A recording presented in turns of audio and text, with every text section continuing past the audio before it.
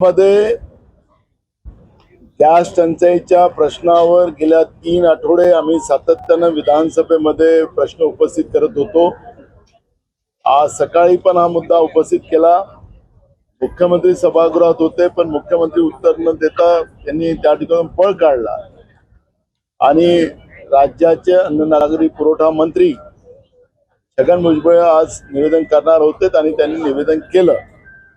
पण निवेदनामध्ये त्यांनी वस्तुस्थिती न मांडता वस्तुस्थितीला लपवण्याचं काम केलेलं आहे। जितक्याही शैक्षणिक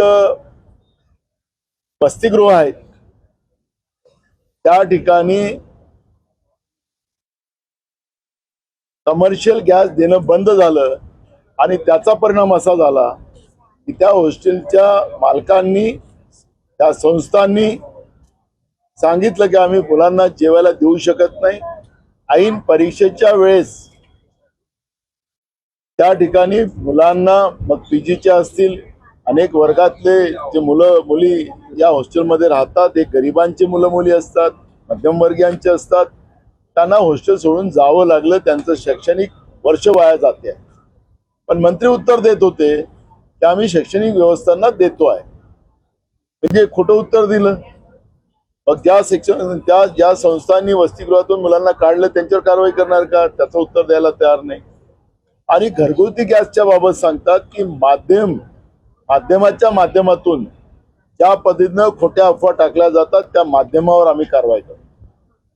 खरं तर मला असं वाटतं की सरकार आपलं पाप माध्यमावर टाकायला निघालंय का? आज प्रत्येक गावात, प्रत्येक शहरात, प्रत्येक जिल्ह्याच्या ठिकाणी, शहराच्या ठिकाणी गॅस सिलेंडरसाठी लोक पहाटेपासून लाईन मध्ये लागतात आणि हे लाईन माध्यमाच्या माध्यमातून दाखवली जाते। आता ते वस्तुस्थिती अगर माध्यमात दाखवत असतील आणि त्यांच्यावर कारवाई करण्याची भूमिका करत असतील, ते सरकार दमनशाहीवर हिटलरशाहीकडे चाललंय का? हा प्रश्न निर्माण झालेला आहे। जन समस्या मांडणं हे सरकारला असो प्रशासनाला असो ते सांगणं हे माध्यमाचं काम असते, पत्रकारांचं काम असते।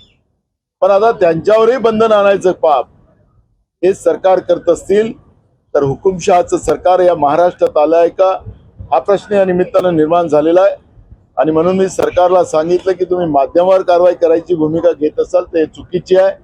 ते वस्तुस्थिती मांडतात आहेत आणि वस्तुस्थिती मांडण्यालाही तुम्ही विरोध करत असाल तर महाराष्ट्र तुम्हाला माफ करणार नाही। ही भूमिका आम्ही विधानसभेत मांडलेली आहे।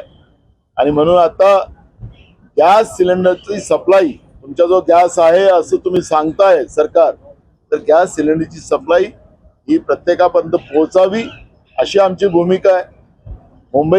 मुंबई शहरासकट जवळपास 70% हॉटेल्स बंद झाले। मुंबई शहरामध्ये पाववडा जवळपास 50% लोक त्याच्यावर उदरनिर्वाह करतात। आता पाव सुद्धा बंद झालं, म्हणजे आता मुंबई सारख्या शहरामध्ये लोकांचं जगणं मुश्किल झालं अशी परिस्थिती निर्माण झालेली आहे।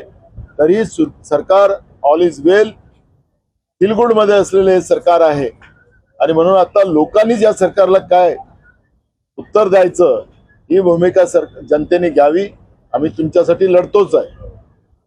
सर, शिर्डीमध्ये संगमनेरमध्ये 11 वर्षीय मुलीच्या शिर्डीमध्ये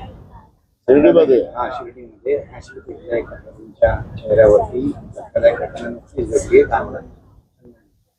आपल्या माध्यमाच्या माध्यमातून एका 11 वर्षाच्या लहान मुलीवर ज्या पद्धतीने ऍसिड फेकून तिचा चेहरा विद्रूप करण्याचं काम जे करण्यात आलं त्याची आम्ही निंदा करतो। पण राज्यामध्ये कायदा सुव्यवस्था राहिलं का? शिर्डी शहर हे आज जागतिक पर्यटकांसाठी आणि तीर्थ क्षेत्रासाठी प्रसिद्ध आहे।